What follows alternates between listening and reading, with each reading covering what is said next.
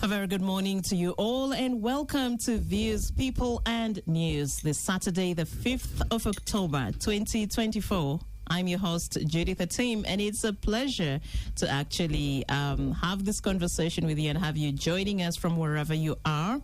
Today we are asking, does the national planning strategy align with the population demands? Of course, this conversation comes following the release of the full report of the 2024 housing and population census.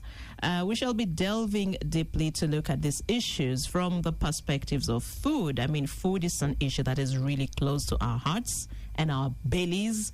You can't have a good day. You can't be happy on an empty stomach. You can't make right decisions on an empty stomach. You can't plan for others on an empty stomach. But it's not just about food that we'll be talking. We'll be talking about a physical planning aspect as well. And my guests, some are actually around the corner. But let me take this opportunity to welcome my first guest, that's Agnes Chirabo, who is the Executive Director of the Food Rights Alliance. Agnes, good morning. Good morning. How are you? And good morning, listeners. This Saturday, the 5th of October. A beautiful, bright, sunny and very dusty, I must say. If you are moving through roads that are being worked on, you'll actually understand how bumpy and dusty it is. But just the drizzle, the little drizzle has for now put the dust down.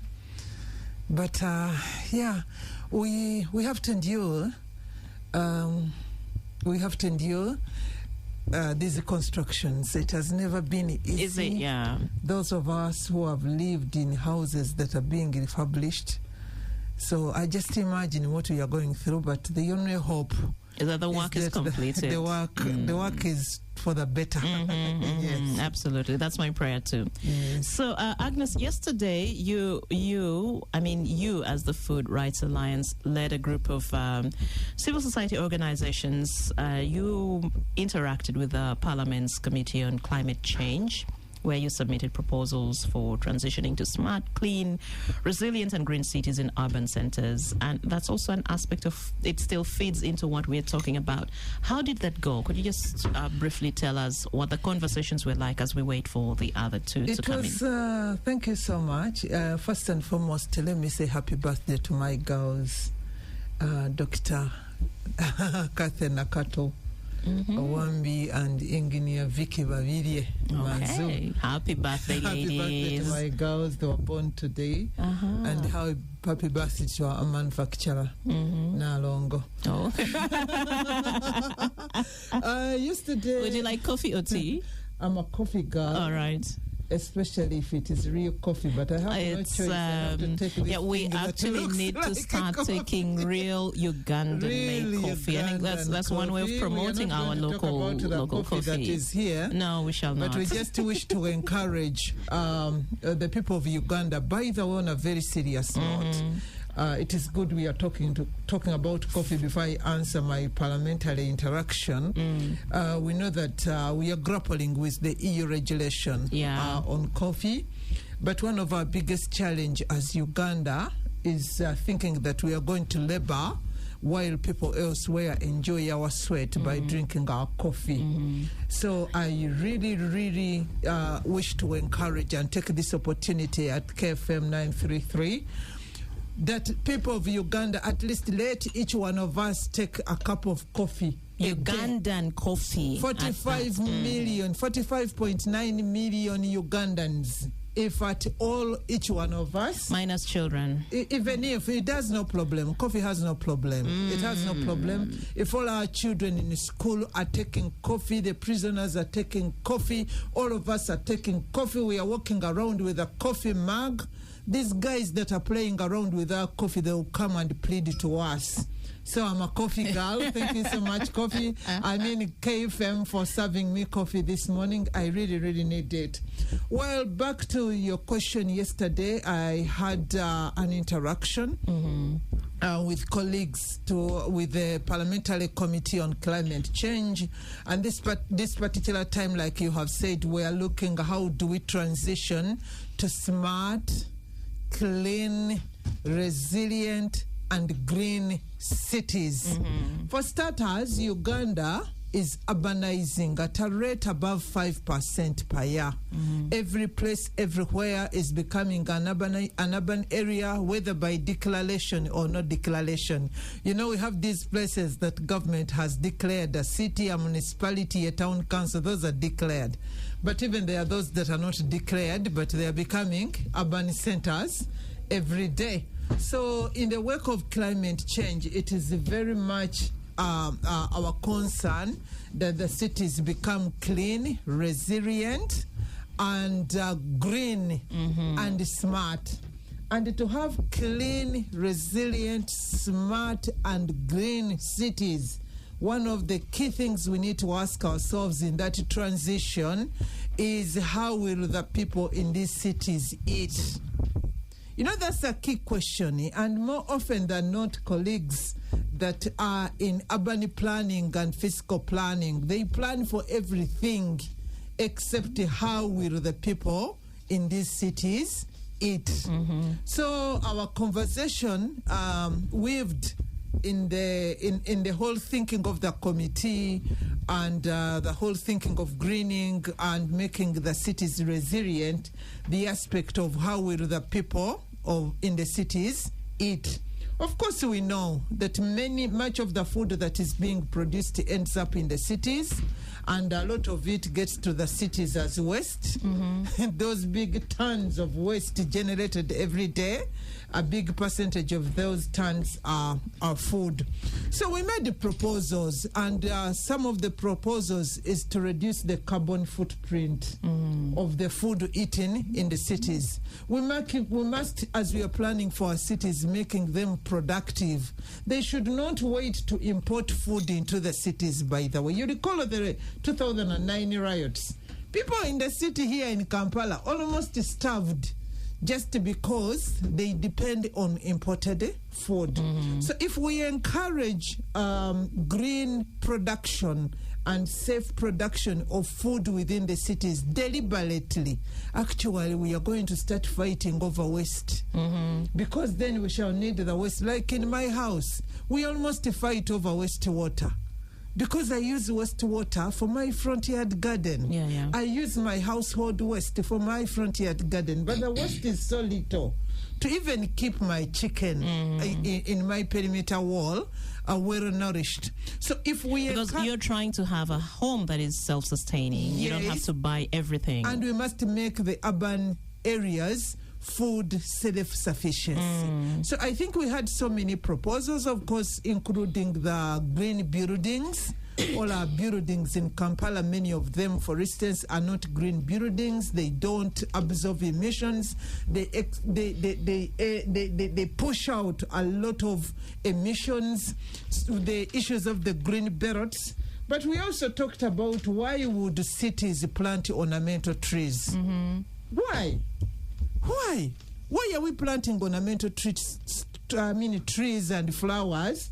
Yet foods can be very good flowers. You know, our foods are very colored. We have those that are yellow, those that are red, those that are green, lavender. Mention all forms of colors. Our foods, our herbs, our vegetables can be altered for those ornamental trees. Let us not be caring about who will eat, because we water these trees, we weed them, we pay people to take care of them. Thank you, Agnes. These are some of the proposals. So actually what you're talking about, I am looking at the front page of today's Saturday Monitor, and it says how Karuma closure disrupts supply chain. It's pretty much tying to what you're actually talking about. So when we plan, I think it's important to just also bear in mind how the planning also affects or disrupts certain issues. My other guest is in here, and I was giving him a moment to catch his breath. Mr. Paddy Galabuzi, the Wakiso District Planner. Good morning. Good morning. Good to have you.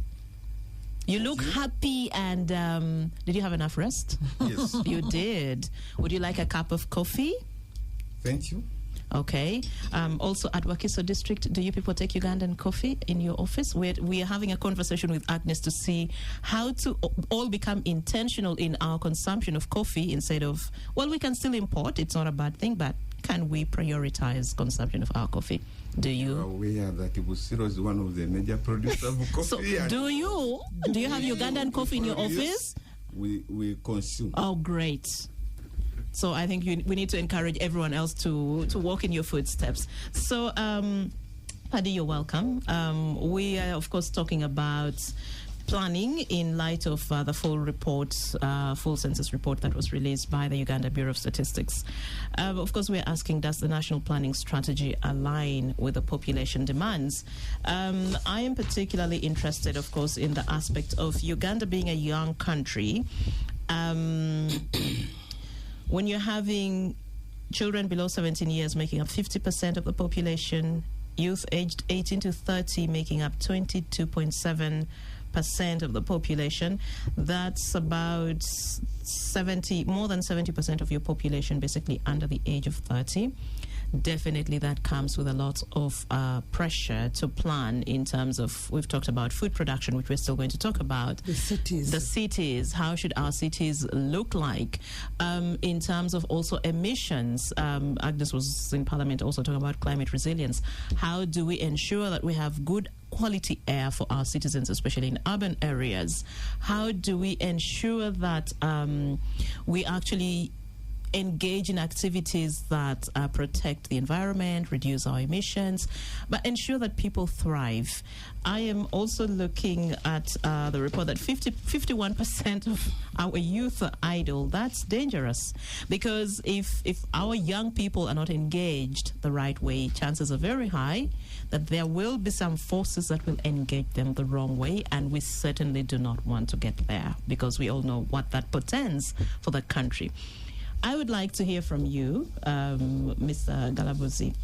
What are your thoughts, first of all, in light of these findings, which you actually contributed to greatly? The last time you were here, we were talking about that. What are your thoughts in terms of how you as a district are dealing with these numbers, these figures, and their implications? Thank you. Once again, I greet our listeners. Okay, my name is again Galabuzi Paddy, District Planner Wakiso, but at the same time I'm the national chairperson of local government plan in the country. Wow. On that area, in fact, you are touching a very, very interesting topic, and which is recently almost every day it has been a topic on all media, both the media and the papers. But back to this, you are asking a very interesting question, but before I answer it, I have an issue that sometimes people look at the end result in terms of symptoms without looking at the structure or the intention. To start with, I wish to thank the government of Uganda and Uganda Bureau of Statistics in particular for this achievement, because it's a key achievement in that it is the first of its kind in Uganda, even in Africa, where we went digital. And on that base, I congratulate them for timely release of these results. So when we went digital, a lot of things came up. Now in that, one of it that we've got the results in time, whereby all along we have been coming up with the development plan to guide the country, but sometimes we lack the evidence-based data. But this time, UBOS has made it to give people data in time, especially Ministry of Finance, to when they are making a budget. Yeah. Because whatever you're talking about the youth, before we talk about the youth, how are we going to enhance or to achieve their desires? But when you look at the results, it's timely. First of all, it gives us the size. Before you enter into something, you have to know what is the size of the challenge I'm going to face or the task ahead of me. Secondly, the distribution. Whom are you dealing with? Now people are talking about the high level, the big number of youth, the children. True, but where are they? So the most important thing that these results are going to tell us, where they, in particular, at our serving centers, the district, local governments, and also the parishes where these people stay, or the villages or households. So back to your point that the results, we don't look at the results per se, but we look at the results in the context of our sustainable development goals and also our development goal. I'm happy to note that these results are timely when we are coming up with the fourth development plan, which NDP4, which is starting next financial year. But we can't wait for the next financial year to start the NDP4. We are going to start now.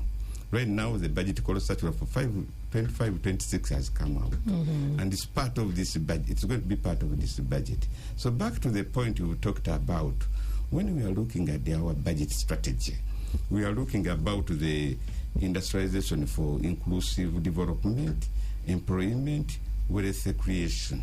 So that's the area where you talked about 50%, which is worrying about unemployment. The unemployment of 50% is not an issue. The important issue that what causes it, what it makes us, it's an eye-opener for the government. So with all these results, I think a lot going to be achieved. So back to why we are worried about the population size and so forth. For us as planners, if it's not that case, we don't have work to do. So it have to give us all stakeholders, including government itself, when they are making budget allocation, to think twice before they allocate resources, what we call prioritization, especially when we look at our population in terms of service delivery, which we give to people, like public health care. We talk about the children. Then we talk about education. Most important thing that when we educate people, we try to minimize the problem of unemployment. So when we talk about education, people think about going to school alone. There are some people who never got a chance to go to school. So, but also it covers the areas of skills development, much as we use other areas of intervention. So there's a lot of things to debate on, but what is important is to repackage when we are approaching each issue. And more so, the recent report of Census 2024, it's looking at the national standard indicators. Whoever is supposed to use that information can guide the country. How do we handle the employment issue? Unemployment issue. How do we handle the service delivery? Secondly, for us, local government, we use administrative statistics to have evidence-based decisions. You know, you are aware that our decisions are made by political leaders who are having, we call political terms. But also the planning also goes in in phases of those 5-year development plans in order to achieve the vision 2030. So the time may not be there, but in a nutshell, this is a blessing whereby I'm opportunistic that things are going to be done. If government prioritizes the spending based on what has been eye-opener by Uganda Bureau of Statistics. Thank you very much. If you're listening in, I want to read a presser from State House about what the president said regarding the closure of the charges on non-tourist travelers using Murchison Falls National Park. So that was yesterday while the president was meeting members of the NRM Parliamentary Caucus at State House. The president has directed the Uganda Wildlife Authority to stop charging fees from travelers who are not tourists but are transiting through the Murchison Falls National Park to connect to and from northern Uganda. Currently, travelers are using the road in the Murchison Falls National Park as an alternative route following the closure of Karuma Bridge, which is under rehabilitation. So I am quoting, he said, on the use of the park by the people who are traveling to and from northern Uganda during the time of the closure of the Karuma Bridge, I totally forbid the charging of money from travelers who are not tourists. It's nonsensical. It's not correct. End of quote. That's the president talking about that. So if you're using that route, just know you're not supposed to be charged any fee for crossing the park. That's already a directive that takes effect immediately. That's just what I wanted to bring to your attention if you're listening to us. This is VPN. Okay, it's okay. I have understood. There's sign language taking place in the studio for you guys who are not here. But still, we're talking about planning, yes. Let's go back to food, Agnes. Ideally, how should we actually ensure that we have systems in place that we don't run out of food. We can adequately handle our excesses during bumper harvest seasons. How do we handle our food to make sure they don't go to waste and so on? Okay, thank you so much, Judith and Mr. Galavs. Welcome back from Namamve. Yes, welcome. You know why Namamve is the likes of Mr. Galavs for the Central Region budget consultations by Ministry of Finance this week. It has been another week. No wonder you're all very tired people. Yes. But you see, Amanda is nodding.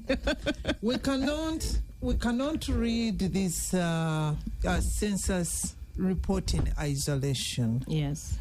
This year, again, we got the full report, the Uganda Health Demographic Survey. Yeah, it's the Uganda Health Demographic Survey. Yes. We got the full report again this year, and how it weaves into the UBOS, looking at the quality of the 45.9 million people in Uganda. The quality of our population.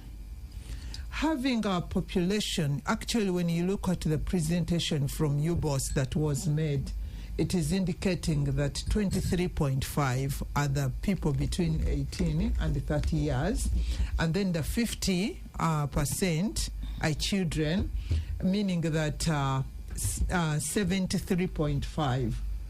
And when I was still keen on mathematics, they would say any point above 5, you round it off. So it is like 74% of our population are living between 0 and 18. That figure is telling us the composition of our population. It can be a very big resource, but it can as well be a very big burden to this country, especially the 50%. When I was talking about the Uganda Health Demographic Survey report that was released, that indicated that on the national average, 26% of all our children under the age of 5 are stunted. 26%. That's the national average. And for other regions like Toro, it is around 38%.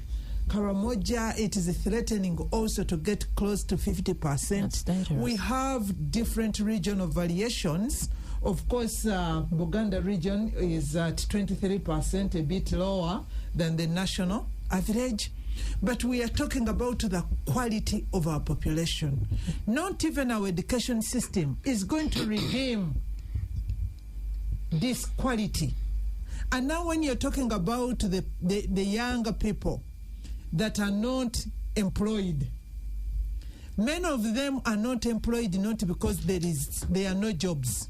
Or that not because they don't want to be employed. But also not that there are no jobs. Okay. It is also true. Okay.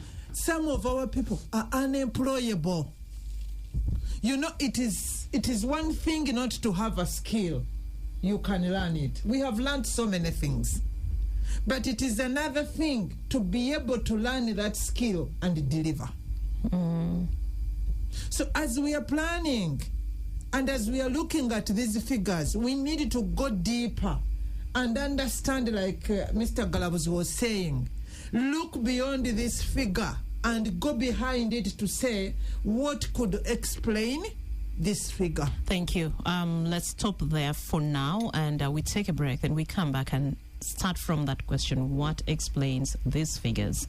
Thank you very much. This is VPN. We do our job. That's right. Welcome back from the break. You're still tuned to VPN here on 933 KFM. My name is Judith Team. We're asking the question, does the national planning strategy align with the population demands? Let me now welcome formerly my other guest, Amanda Ngabirano, physical planning consultant and lecturer. Soon to be doctor. Good morning, Amanda. Good morning, Judith. Good to have you. Listener. Good to have you too here. When I was saying these two people are tired, I saw you nodding. How tired are you? Man, I'm so tired because I came from Adjumani. It used to be like 8 hours from there. You had to go through 12. the park. Oh my goodness, I can I'm imagine. still tired. That was yesterday? About 5 days ago. Oh my God. Yeah. I can imagine. Yeah. Going was We also... had to do You had to go Bulisa. through Lulila. We had Arua. no from Adjumani, Gulu. You Then come to Gulu and then Yeah. went Anaka. Eh? Yeah, we're on air. Yeah. Yeah. Then you do Pakwach. You go Yes. through the park. Then they divert you because they're trying to protect the animals. At that time, Mm-hmm. you go use Bulisa. Hoima is like a construction site, like your road here. Oh my goodness. So yeah, we are tired. You must be. You really must be. Actually, you're going to have problems with our families because Saturday is family time. No, actually, I want us to finish and you all run. I also have a family to run to, so... And I've already planned what my afternoon is going to look like. I've made promises. It's going to be a fun packed day. So I have to keep that promise. So before we went into the break, let me first continue with Agnes and we come to you, Amanda. Agnes, you were talking about the Uganda Health and Demographic Survey of 2024, and you were talking about stunting and its implications, of course, on the quality of our citizens, not just the health, but also in terms of employability, in terms of brain development, and so on. And you asked the question that we need to examine what exactly explains these figures. Could you just pick it up from there, please? Yes, I was saying we cannot just look at the figures that, UBOS, the Bureau of Statistics, works like a laboratory in the hospital. All what it does, it dissects the blood samples and indicate. Mm-hmm. So it is incumbent on the physician to interpret and then say, the laboratory doesn't interpret results. For them, they present the results the way they have found them. Then the physician says, I think your malaria is being plus. It means that you need to be hospitalized and we need to administer this kind of a drug. So I wish to encourage people to look at these figures beyond the figures that you boss gave them. And I picked a particular figure. I picked the figure of the composition of our population, where 50% of our population are young children. They are children, and very soon, 10 years later, they are going to be part of the adults. What is the quality in relation with the demographic health survey that actually told us that 26% of these 50, they are actually stunted. Their brains shall never function to its full potential. And meaning that they are going to join the statistics of those that whether there are jobs in this country, whether there is work, whether we push them into the work stream, they are not going to deliver. And then that speaks to poverty. It speaks to the labor productivity. It speaks to the burden that this population is hosting. I looked at those figures again, and I saw the percentage of the 45.9% million that are working. Okay. Eh? And I said, no wonder all of us in Uganda here, we need PDM. If PDM is targeting the poor, all of us need it. Around 24% is taking care of the 45.9%. The people that is making it survive are 24%. And to the people that are listening to us this morning, just reflect at the burden of dependence that you shoulder. When are we going to invest? I'm wondering, when are we going to invest? Because if the people of Uganda, we are not investing, we are not growing our entitlements, we are forgetting about poverty. The other question is, these 45.9 million, those are 45.9 plates of food times 3 times a day. A day. Mm-hmm. 45.9 plates of food. Where is that food? Where is that food? Both in urban and in rural. And again, we can't look at those figures in isolation. We have to learn from our immediate past. You remember COVID? When government thought that they needed to give people food, those who are not going to work around Kampala. And before we not deep in Simbi, people were saying, government, where are you? I have seen clips in social media. There are young people that have innovated a service of delivering our sisters that are coming from Saudi Arabia. They take them as surprises to their family. I have watched those clips. And there is something very important for me, that these young people, when they return, are preparing themselves to surprise their families. They stop in the market and buy things that they are going home with. And in all the clips I have watched deliberately, there is a bunch of matoke, there is 60 kilograms of beans, which can be grown at home, flour, and none of them was taken to Kalerwe. They are being taken to Mitiana, to Nkokonjeru, to wherever. They are being taken into the village. Imagine of all of the things you're thinking to talk to your family after you have returned from abroad. Beans and maize flour. So I'm telling you, we need to plan for these 45.9 plates of food 3 times a day for 365. So after planning for the plates, the composition of the plates, what is on those plates? What is on those plates? To be able to raise a quality population that is going to innovate, that is not just going to go through school. You know, when we are a bit younger, we are being told that you can enter through the main gate of Makerere and you just go through up to Wise. So, and yet the university has walls. So they are expecting that when you go there, you concentrate in the walls and come out with a qualification, that some of us just go through Makerere and end up in Bwaise. So we know that many of our children in this country are just going through the schools, and because their mental capacity is being questioned. Again, finally, as I get off that, for me, food is not just a solid or a semi-solid item on the plate or in the cup. It is about what exactly is it.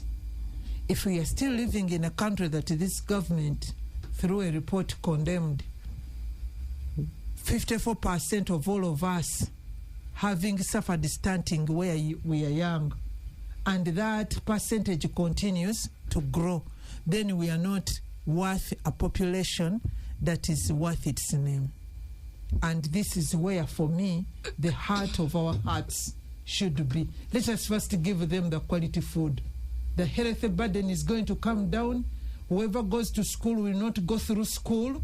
They will go to school. They will come out regardless of the level where they have ended. They will innovate. They will work when they are given work to do. They will deliver and will lessen the dependency burden. 80% of the population depending on 20% to survive. To survive. Then I think we need, and I'm inviting every person, get this report, look at the figure, interrogate the figure, and go behind it, especially at this prime time when the country is undergoing through planning at the various levels. Thank you very much. That's from Agnes. Let's now hear from you, Amanda. Your thoughts when you look at these numbers, and just like Agnes says, we need to interrogate these figures and unpack and make meaning out of them. What are your thoughts, especially from the aspect of planning? I just like the way Agnes is putting it about the quality of everything, the plate, and what's that food, what's the quality of the food that people are eating. When it comes to physical planning, if you look at the numbers in that report, it's about land. food doesn't just grow in the air. It's about land, its usage, its allocation of functions, distribution of functions, amenities, education. She's talking about the quality of the population. That includes education. Are people going to school? How far is the school? And that is really physical planning. And when you look at the young population in that report, it's a sign that every area must have at least a nursery school, a primary school, and a secondary school within the vicinity of like 5 kilometers. So that implication already is there. Then she also mentions that what is the quality of the food? Land use. What is the quality of land use in the country? If you look through your window here, I always tell you, Judith, if you look through the window here, this is the middle of the city. What's the quality of the view that you're seeing? It's growth. But what's the quality of that growth? She talks about the stunted growth. This is not stunted. It's crooked. And that is what we have to avoid on space and make sure that land is efficiently utilized. When you look at the figures, this growth means that if we don't deliberately guide land use development, we are definitely going to be a messy country.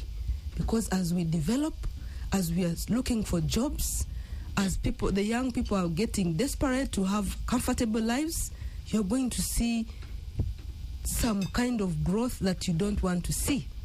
Urbanization, which is not controlled, which is unprecedented, which has the effects that we don't want to see. You talked about emissions when I was making my way to here. What is the quality of air that we are breathing? It's terrible, and we're not even discussing. We're not having a conference. Actually, I was talking to Stephen some time back, and I said we need to actually have a deliberate conversation, an intentional one, and not just once, multiple times, to actually address the issue of air quality, because people don't seem to even be aware that it matters, or what should be the quality of air they should even be breathing in. Yes. So the whole point that Agnes tried to make, I agree entirely. Now, if you put it in the context of land use development and planning, we really have a lot to do with physical planning, national prioritization. If it's about education, where are the schools, where are the hospitals, where is the infrastructure? Some places are not accessible. And even where there is growth, this growth is not guided, so you become an inefficient system rather. So our growth is inefficient in most cases, especially for the urban areas. Now, what does this mean? It implies that we must go back to planning. During the Industrial Revolution, actually the way Kampala is, people are complaining about Kampala. It has not reached to the levels where London was. Stinky, messy, sick. Everybody was sick. And if actually we don't focus on physical planning, not only Uganda, the African countries, the population growth is such that we are at a higher risk to have a situation worse than London if we don't do physical planning the right way. So these numbers actually should send us back. How shall we plan for land use? Food. Again, she talked about food. Agricultural land will disappear. This matter, for example, of the Balaro in the north. Why do you think those people are there? Have you been there lately? The land is just available. People are running away with their animals. They are looking for where to graze, to graze from. And also, if you don't direct it, you're going to see agricultural land disappearing, because some people are going to build those areas. Tourism areas will go, and if you don't deliberately guide this population that we are forecasting, we are not going to be able to have real growth or real development. So the idea now that we must focus on is to do the national physical development planning, come to the regional level, district, cities, and then we also prioritize in terms of funding. Otherwise, it will not happen. It will not come from heaven. We have so many churches, mosques everywhere. We pray a lot, but it will not come from heaven. We have to do it deliberately. Thank you very much. Let's hear from you, Mr. Galabuzi. your thoughts. Still, Agnes has talked about food and the aspect of the quality of the population. Amanda is weighing in from the perspective of spatial planning. And I'd still like to hear your thoughts still. I know you're a planner, but what contribution can you make to as this? I said earlier, that is certainly thing that they are not obvious, but and also they are not there by accident. I'm happy that if you write out from the results of the census, you have a bigger number of women than men. That's why I'm only one here. But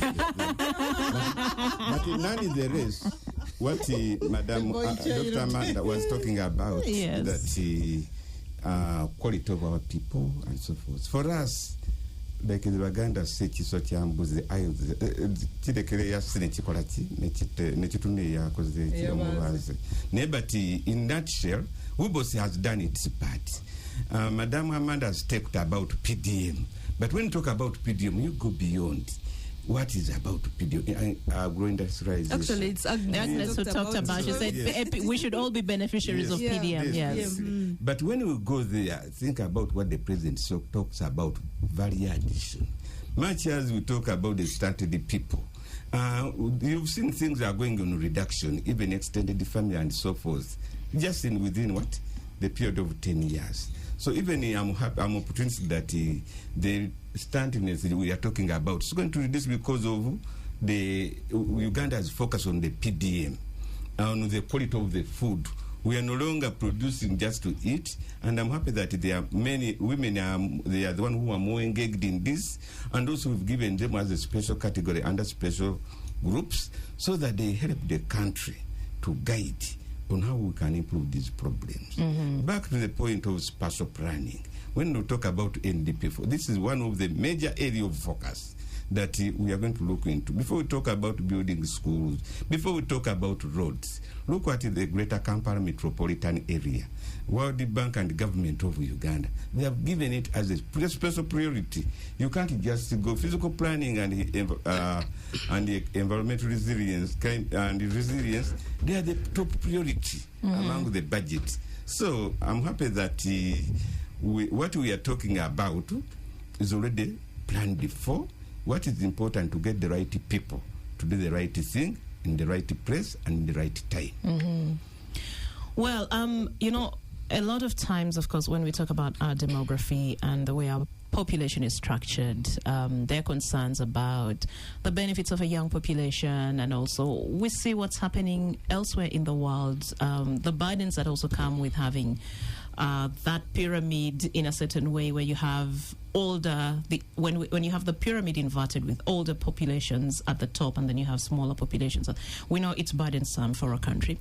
But I think a lot of people are concerned that you have a leadership that encourages people to reproduce, have as many children on one hand, but it doesn't seem to have a well thought out plan of, okay, how do I plan for this population that I am encouraging people to actually expand and reproduce and so on?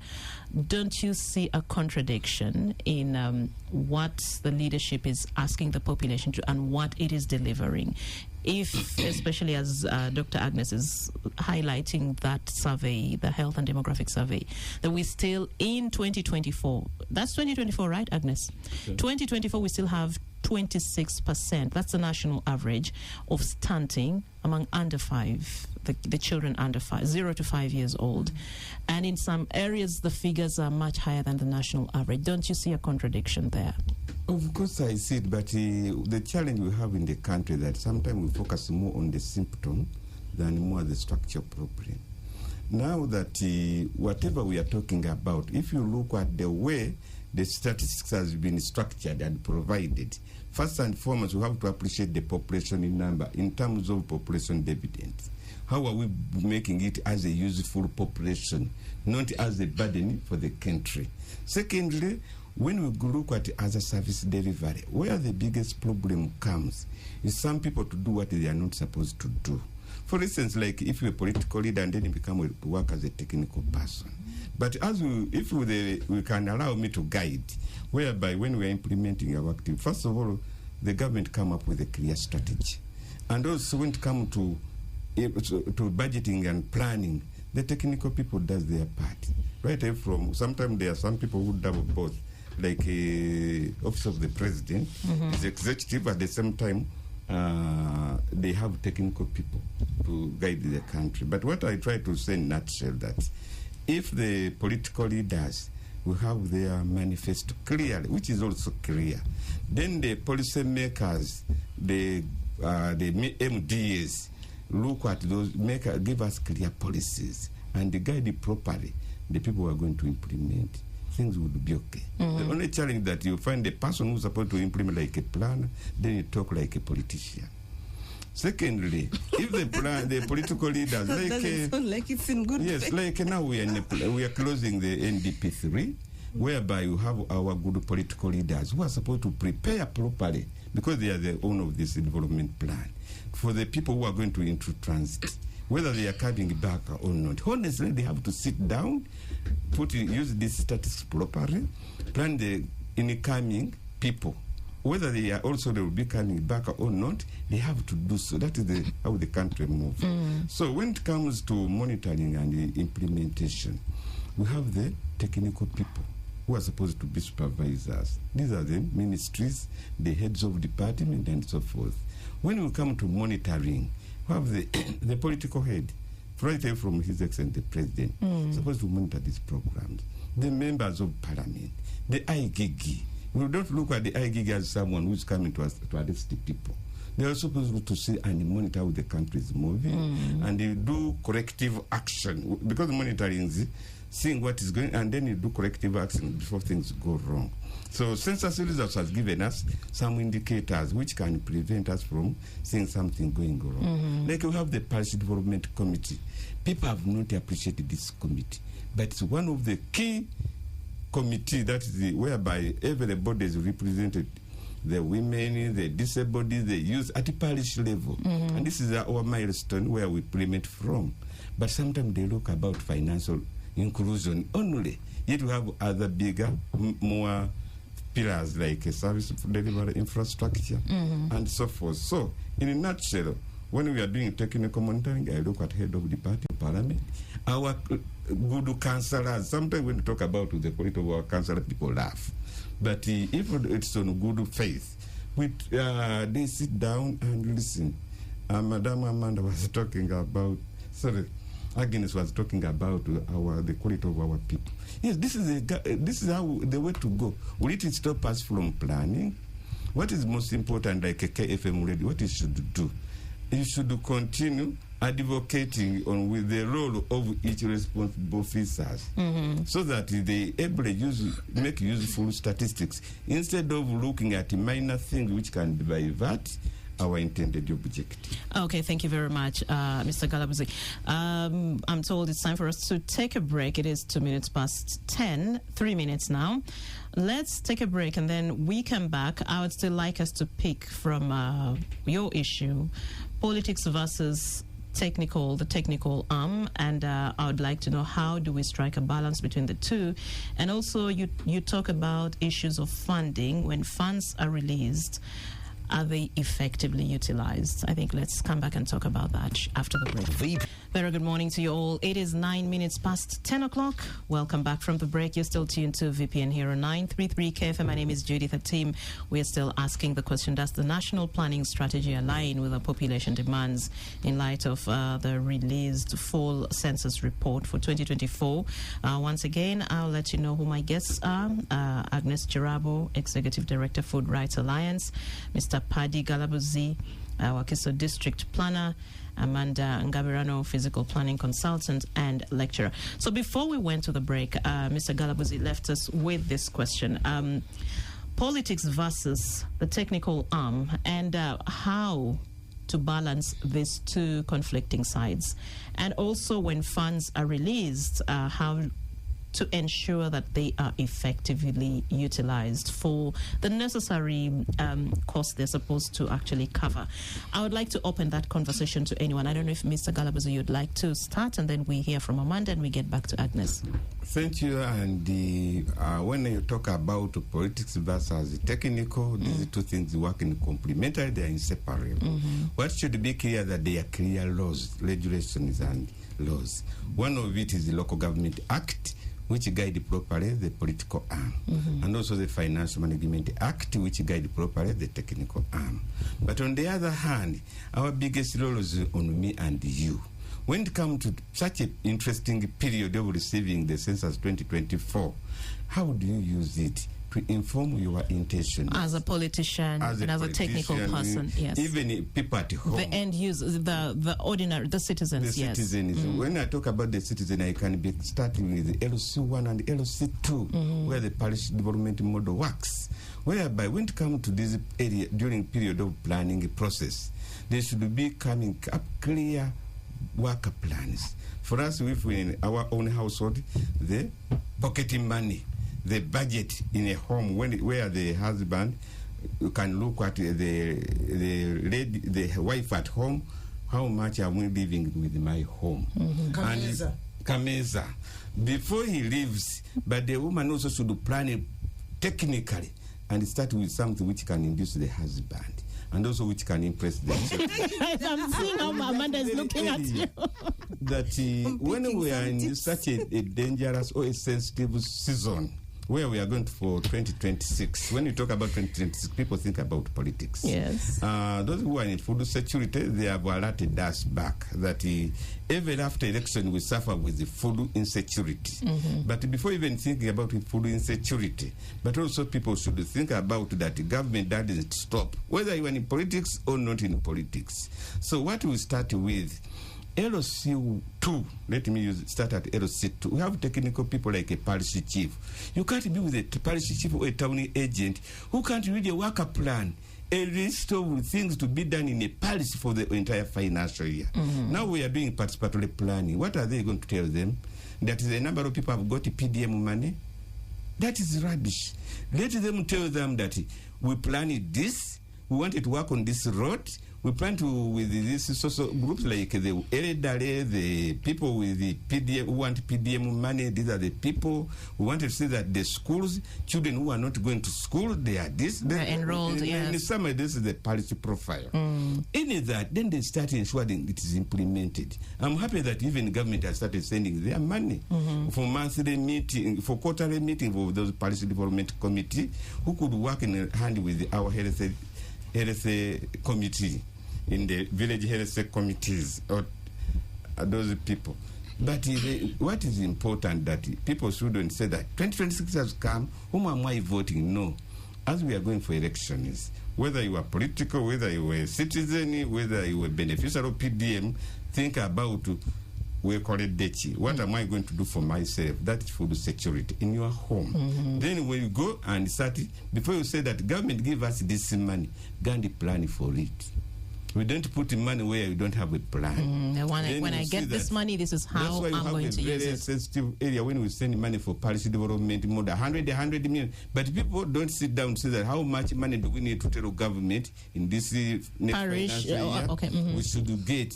If we are in Chengera, which has some population which is like Kasenge, the population is bigger than, it's one village, bigger than some of our municipalities. Then let them sit that the town agent there and tell the government through the leadership that Kasenge village or parish has this number of people, and the 39% are these. So we did so much money. Rather than being on the receiving end, the money is not enough. Every financial requires the money is not enough. Now I'm happy that we are going back to them. We are going to tell them that yes, it's true, money was not enough. Now, what do we do? Then those people say that how were the youth, we've benefited from this youth money. We have the women, they have benefited. The disabled, the sturdy people. What do you mean? Now we want service delivery. We don't have any school. Every school has every part supposed to be having at least a primary school. Is it are these people informed the village and parish meetings rather than being way that We don't have Kagari. Government gave us 100,000 per month. What about those who are not given? What about those who are not getting even a single salary and they serve, like the chairman C1? So the most important thing, let us refocus. Let us use these statistics to inform our people. For me, what I do in my district, whenever I go back, I don't ask them what I should do for them. I tell them that this is what you told your political leaders to do. This is how far we've moved. These are the gaps. Now, these are the proposals, because we had not concluded achieved what we wanted, both in terms of employment, both in terms of the budget, like service level, like drugs in the health facilities, children who are given services in schools, and so forth, including roads. And also when we are constructing roads, don't say that we wanted the good roads. The road is supposed to be having a purpose. You tell them that the purpose why we are working on this road is ABCD. Like now we have a plan for Greater Kampala Metropolitan. The focus is we work as a team because our problems are interlinked. Then we plan together as a team. If a problem is in it, it's affecting all of us. So we don't wait to start deliberating about the consequence. By this time, we should be having a solution. That's the way where we could have. And I'm happy that these things are coming up when we are starting the budgeting process. Already, the minister has already given up a circular. We've started. So that's in a nutshell what I could say. Secondly, that when we are implementing the Chisanjo of 5 years, we do it daily, on daily basis, weekly, monthly, quarterly, annually, and for 5 years. It ends, but before it ends, we review. Planning means looking where we are coming from, the situation where we are now, then where do we take, which direction are we taking? Then we use those parameters, for us we call them indicators, to inform the direction so that you don't go into a wrong direction. Like the census results are going to guide us, how many number of councillors do we need? Not everybody should come up. We wanted a limited number in order to control the administrative budget. Thank you. Let's hear from you, Agnes. You had actually posed the question, what is the cost? What was it? No, I hear from Amanda first. Okay. You had... I wanted to be fair to us. Yes. Let's hear from Amanda. No problem. Amanda, the issue of governance. Of course, there was a question of what is actually the value addition of our politics to actually... having good planning and ensuring that our plans, be it physical or otherwise, are well implemented. Would you like to take on when Mr. Galabs was discussing that issue, I remembered the fights in various urban authorities between the political and technical leadership. And it's quite unfortunate. Now, that's a pillar that we called governance in the National Fiscal Development Plan, which can impact on everything. However much funding you have, however much you have a good quality of citizenry, however much you have everything you need, the capacity, if you have that friction of push and pull between the technical and political leadership, it's a disadvantage to the citizens, actually. And normally it's individualism, because the politician might want to just front their interest, and then the technical leadership might also have elitism that is despising the political leadership, and they hate that really bad. Even if someone is an LC1 and you are let me say an ED of KCCA, you must respect their power, their authority. So you have to, you must compromise, and governance is something that is bred. It has to become a habit. It has to be fed. Like Agnes says, I like her words, by the way. Stunted. Governance should not be the stunted type. It should enable people to appreciate naturally that they will be part of that process. So for me, actually, when we were working with the cities under the National Fiscal Planning Board, we were not approving plans where the technical leadership was not in tandem with the political leadership. I'm told we have a call, Amanda. Sorry. Yes. Okay. Hello. Thanks for the discussion. Yes. I want to give you a quotation from former president of Nigeria, Olusegun Obasanjo. May I know who it is we are talking to? Sam Kaizi. Who? He said, Sam. Sam, yes. Kaiju. Yes, Sam. He said, when you overstay in power, the priority becomes on how you maintain power. So all those things you are saying, technical, what, the ministries will not be having money. PDM will have money. So that they also local people get 1 million, what. So those things you are debating are very good. But the priority is how to stay in power. That's what the leadership wants. So I pity you when you deliberate all those things. Thank you very much, Sam. Do we have another caller? Okay, for now, let's just proceed. Actually, I wanted to hint on that. Yes. On that point of prioritization. If prioritization is forgotten, or if vision sharing is not done, if the political and technical leadership don't have the vision that has been prioritized, and it is a shared vision, you are not going to achieve what we are talking about. So the quality that Agnes was talking about, the quality of the population, we also have to talk about the quality of the leadership. Because the population is not just standing alone in the air. There's a parent that has to guide the quality of the children from each home. You can tell what's happening. So I think we need to encourage the governance structure to change. We need also to look at the human capital development. Now, this one is normally forgotten. You see, we have those infrastructure projects. We have housing projects coming up. We talk about greening. When we were in Arua recently, the politicians there told us that people are scared of physical planning because they think that their land is going to be taken away. Which is not the case. That mindset, it's cutting across, it's all over the country. It's not only in Arua. Just that the people up in the north are more straightforward. They're more open. And they discuss these issues. So they actually fear. Now, human capital development requires a budget on its own when you talk about funding. You don't just have new things happening, change coming up, and you have this elitism and abandon that part of mindset change, education, continuous education, even feeding. People don't know that you give your child that junk chicken from wherever with that thick coating, that you love your child. You give them you're causing health problems. It's because you give them all the sodas in the world that they want, everything, and you don't know what you're doing. What is healthy and in what proportion? It's the same thing. So the quality of the citizens requires an investment, the mindset change. And then lastly, the issue of technology. We need to really be technology alert, and we will save a lot. If you look at energy, mobility, transportation, you look at also solid waste management, for example, technology can help us a lot. The arable land, for instance, that we have for agriculture, we are 243,000 square kilometers, the country. About 54% of that is arable land, 108,000 square kilometers.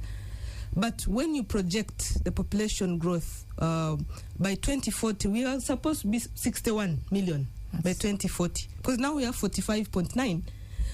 Now, the arable land that we will need by then has to be increased at least by 50%. Where will that come from? You're not going to expand the land. You will need technology, new methods of agriculture, and you do intensive agriculture production. So even school education, how are people going to access knowledge online? You look at the power, solid waste management, and biomass, and we are all that like cheetahs. We really can be rich from our wealth.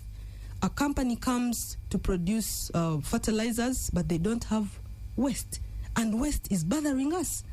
Waste is killing people, and the companies don't have waste.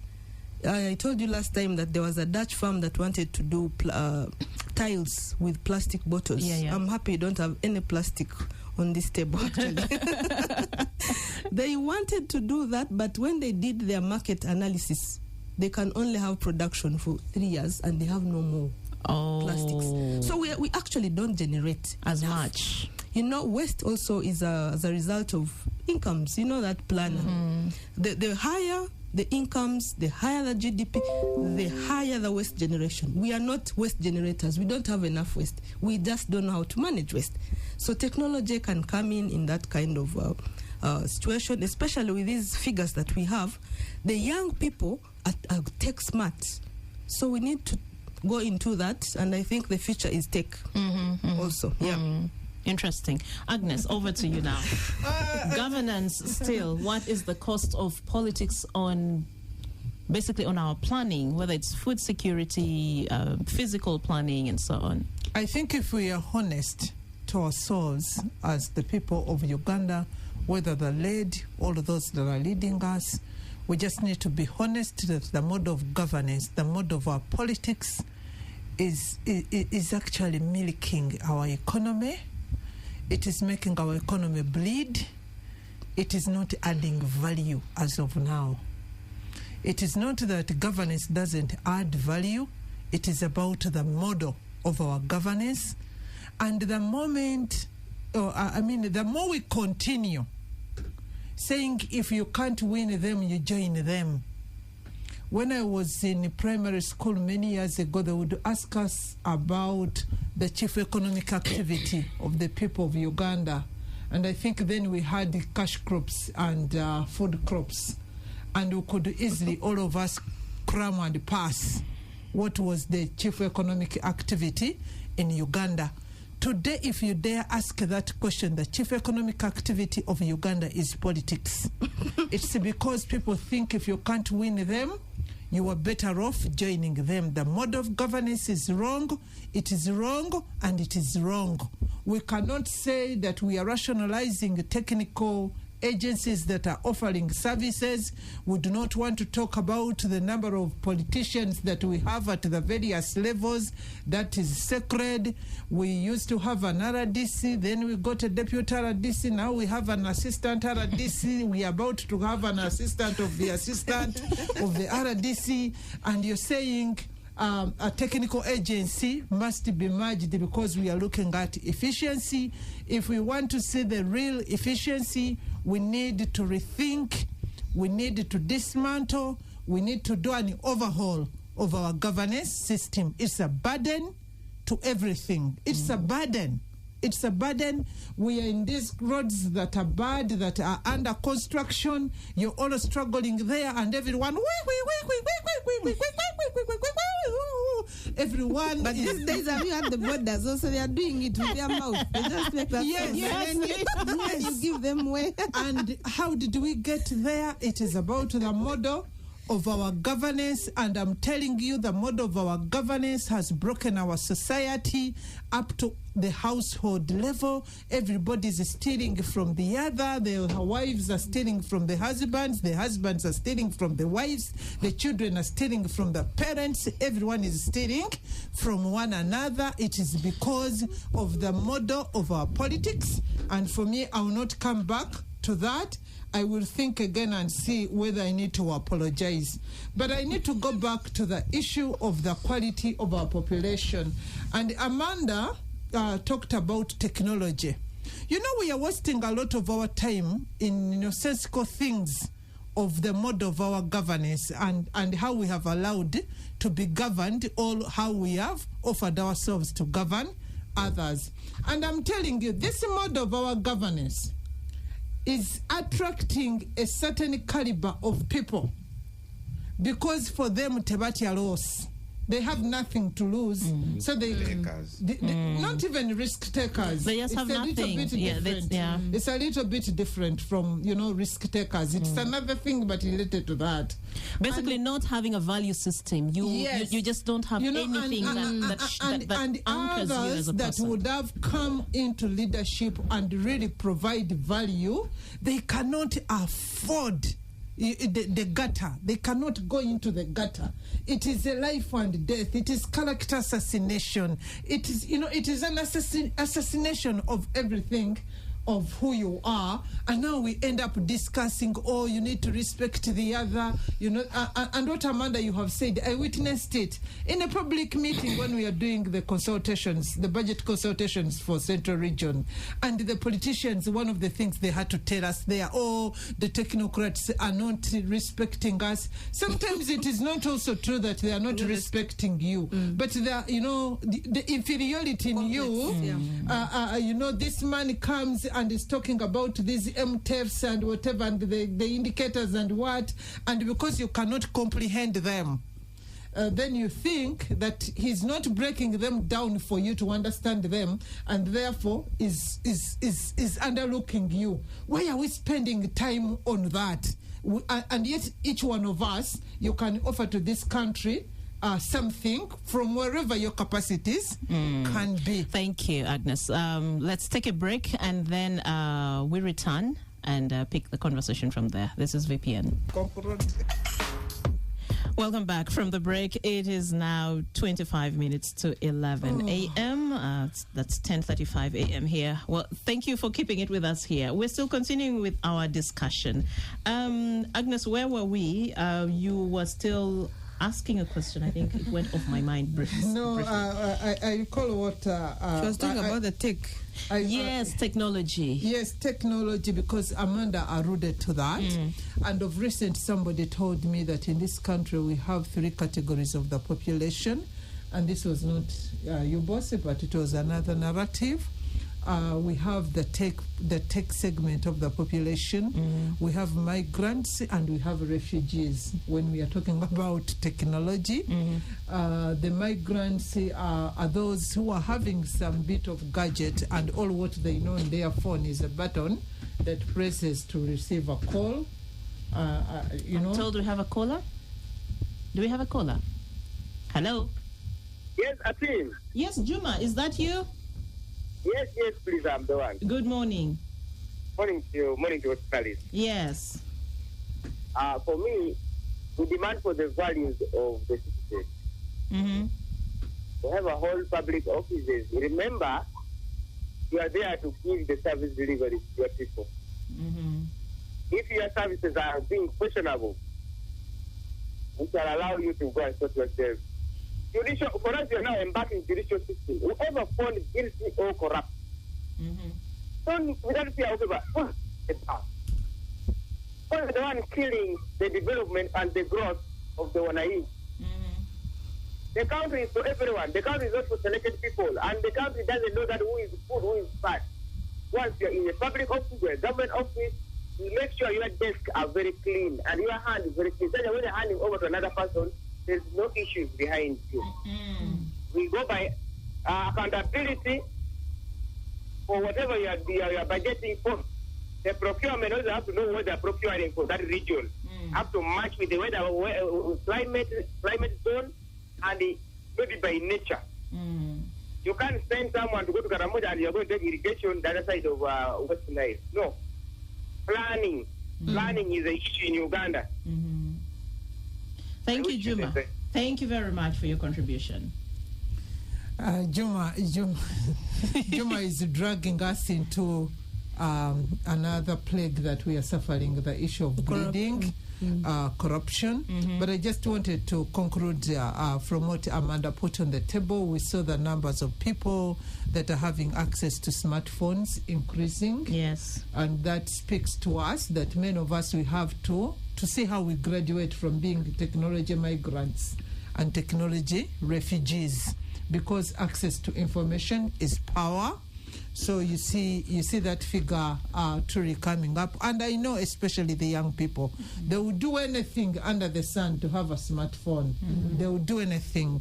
But also one other figure that is worrying, I was very concerned about open edification. 2024, we are talking about 60% of the people in Karamoja not having pit latrines, doing open, going to fertilize the shrubs and the gardens.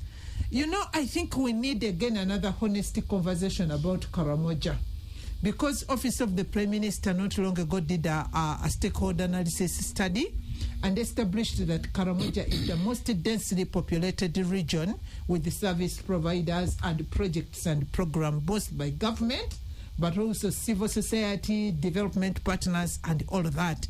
These statistics coupled with the UDHS statistics that malnutrition stunting is hitting 50% in Karamoja, we need to put people on Rutandalo.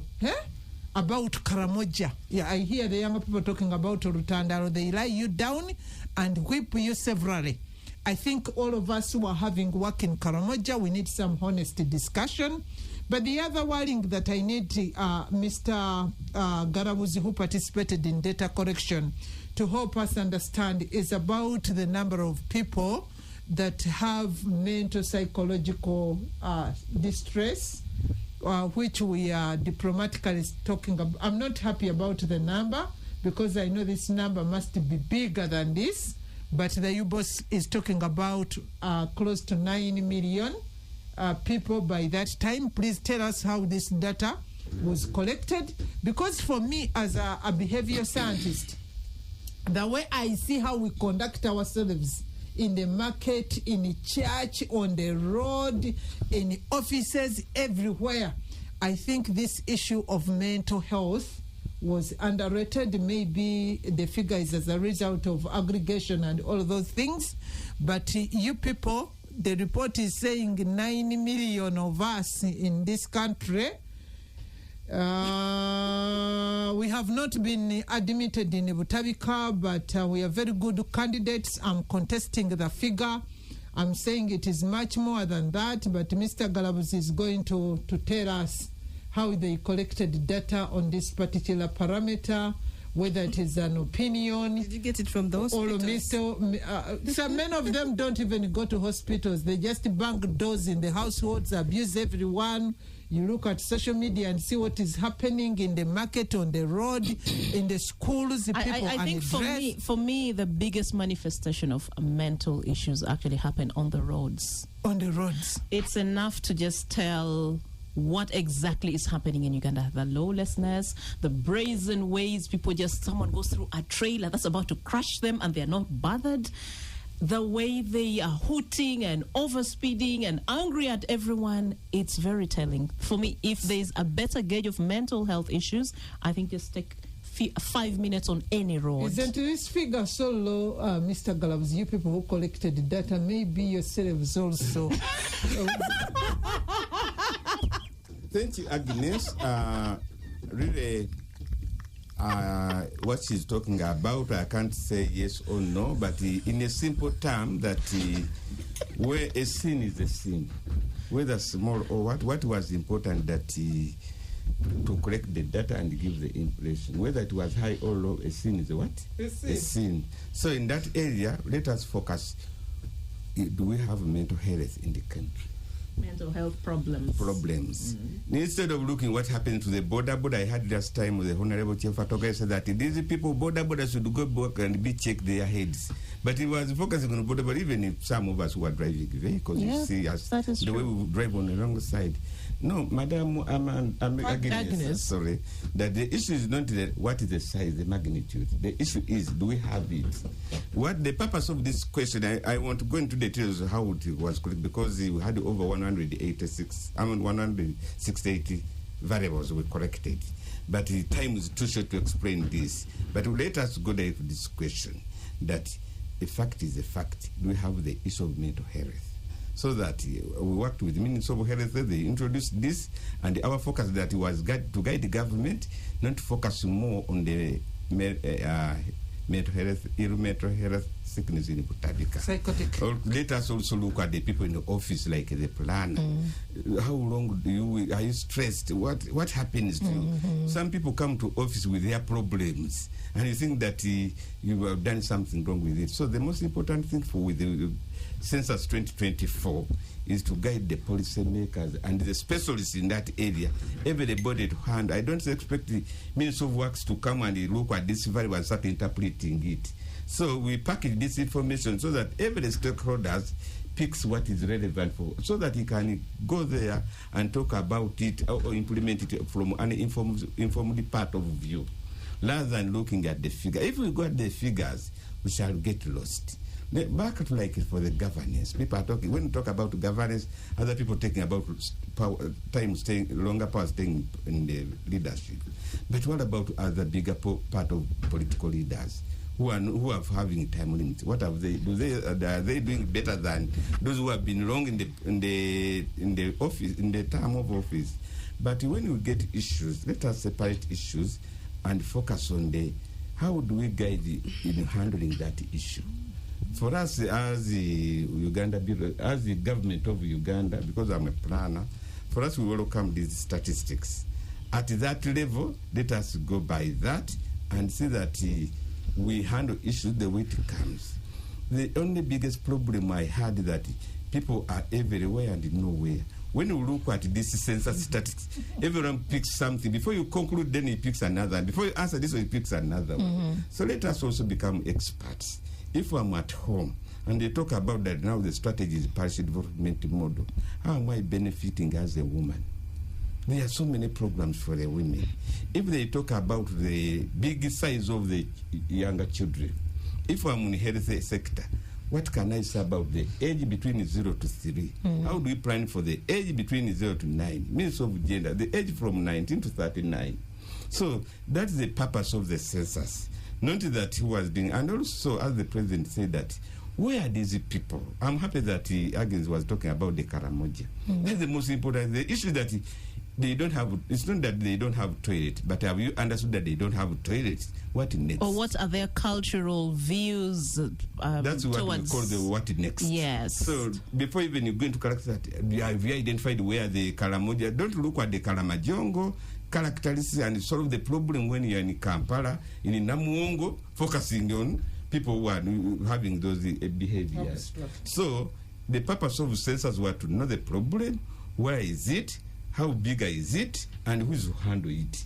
And I appeal to the whole country, especially policymakers, let everybody work where his or her expertise is.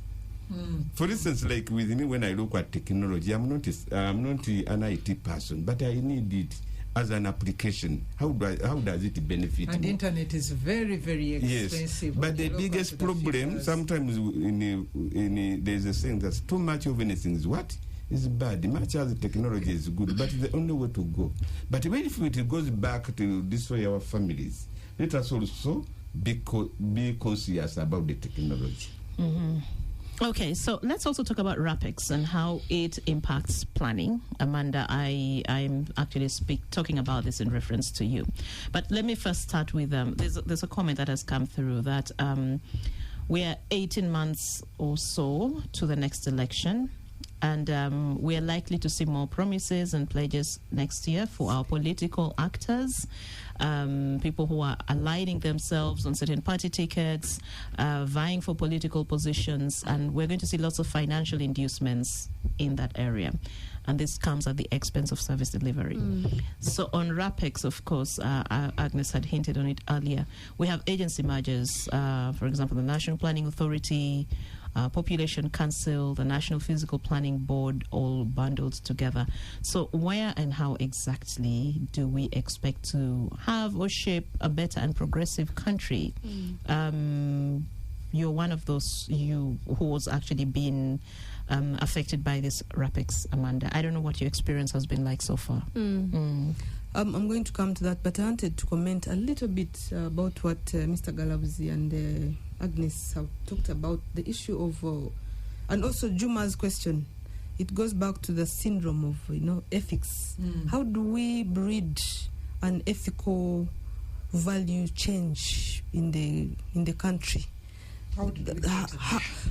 So we have to look at the future. We have to be futuristic in this and see how we can have that pride. The youth, that population that you've seen those figures, if they don't have civic pride, we have no future. So we have to make sure that we make them proud. How do we make them proud?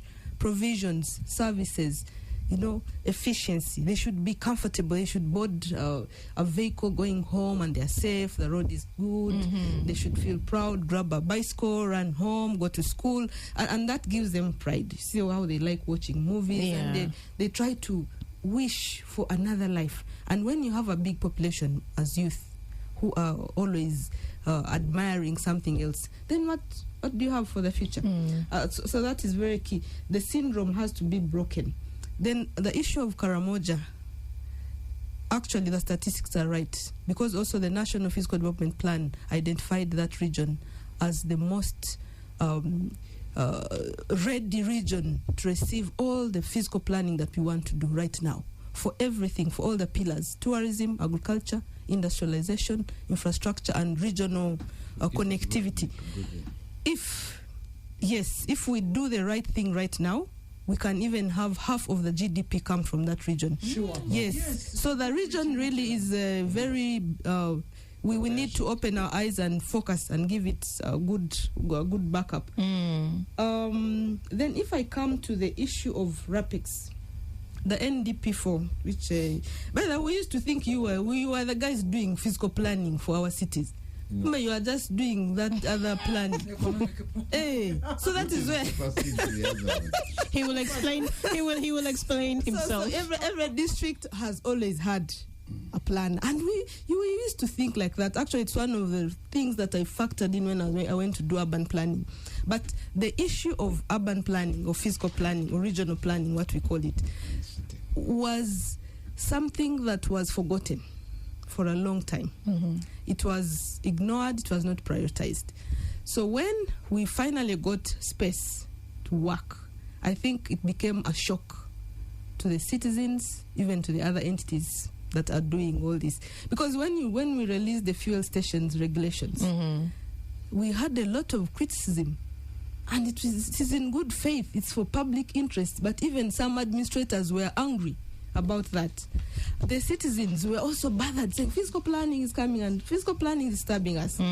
Now, what happens is that the fiscal planning committees right now under RAPEX, where do they belong? Who do they report to? Who is supervising them? There are some things that, although the purpose was to ensure that there's efficiency and proper utilization of government funds and reduction of government expenditure, there are some things that were not well thought out about it.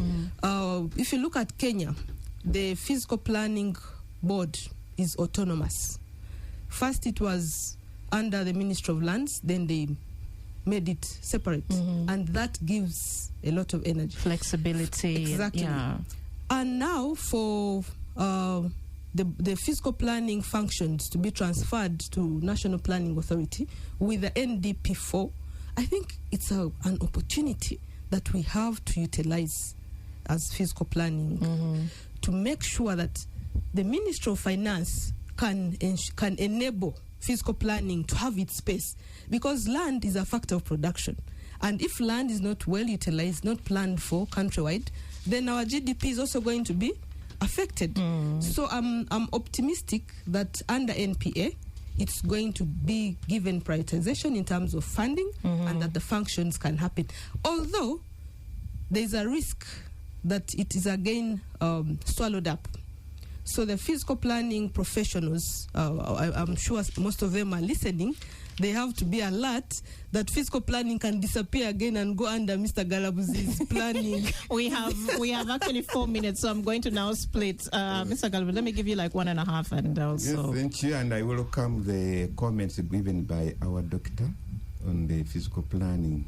But I think sometimes we need to be confident of ourselves that when some government come up with certain issues, they are timely or they are relevant. Sometimes when we're implementing some policies, like that one of rationalization, people forget that when we were coming up with the NDP3, we came up with the programs. Programs tried to align sectors into result-based activities. And I want to inform the public, and this meeting in particular, NPA is not like a ministry, it's not a department, it's overall. That's what the people in physical planning should appreciate. If you go to NPA, you'll find that every department is represented, including education. They have a plan in charge of education, agriculture, and so forth. It's a planning authority. If we have accepted it, Uganda is a planning authority, and now we have the NDP 3, which is now going to NDP 4. Everybody should appreciate the purpose of rationalization. I don't say that it is well handled, much as you can't see the problem when actually we've not started implementing. I think those minor upcoming emergencies can be handled. But what people shouldn't fear where we are going, because sometimes when technology came, people start fearing on what they don't know. Now, since WBOS have started implementing technology, going digital, then people have started seeing the purpose of the entire program called digitization. The only problem that some ministers try to monopolize it, which government should be very careful. Okay, thank you. Let me hear from you, Agnes, as we wind up. I think there are so many things that we are going to talk about. And I wish to congratulate KFM and your entire media establishment. Thank you. We should continue now. We have talked about this report in the broad sense, but I think it is giving us a very rich menu that can make us run a whole year talking about a particular figure or a particular sector, given these figures. And they need to find their homes in the brains and minds of all Ugandans, irrespective of what you're doing. The report is very rich. It is talking about almost everything. We are not very good at reading. I encourage you to read in your institutions. If the government fails to use the figures, let us try on our individual capacity to use the figures and understand them and do better. The last thing that I need to complete with, when we are still shouldering a very big political burden. We are going to come back after 10 years and receive a new report. We are going to come back and get midterm reviews. NPA told us that by midterm we had only achieved 17% of the NDP3 inspirations, but we had spent all of the money. They don't want to talk about that. So when we are still carrying a very big political burden and we have not rethought our governance architecture, we are not moving anywhere. And lastly, as a person, we have to wind up. But also my organization, let us be very keen and on purpose in regarding to the quality of our people, starting from the quality of your children, the quality of your husband, and the quality of your life. When you have a poor quality population, Thank you very much. Okay. So a study, you want me to propose a study on big political on the big political burden. Yes, I think that's an interesting conversation to explore. Amanda, let me give you 30 seconds or 20. Stephen is not looking at me with a very good eye. That's not possible. For teachers, we always need more time. We have to play adverts and news is coming up. We need to keep time. The technical and political leadership, as we go into the political season, we really need to work for the citizens. We need to be professional. For me, I think whether we have political issues, what are the professionals doing? What's our challenge as professionals? We need to focus. Then the last thing is breaking down the communication. When you talked about people don't understand, you're presenting to them, how are we making it easy for our citizens to understand? Are we being elitists?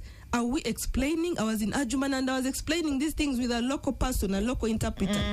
Don't use PowerPoint to explain the population report results to the citizens. Become a local communicator. Thank you. I think we shall achieve. Thank you. And on that note, it is also World Teachers Day today. So happy World Teachers Day to every teacher out there. We do appreciate you so much and we love you so much. We are what we are because of you. Thank you very much. And that's all we have for you today. It's been a pleasure having you all, Amanda, Agnes, and Mr. Galabazi. We'll have another conversation next Saturday. That's when VPN returns. From me to you, it's goodbye. My name is Judith Atim, and also special thanks to my producer, Stephen Mbide. News is up next.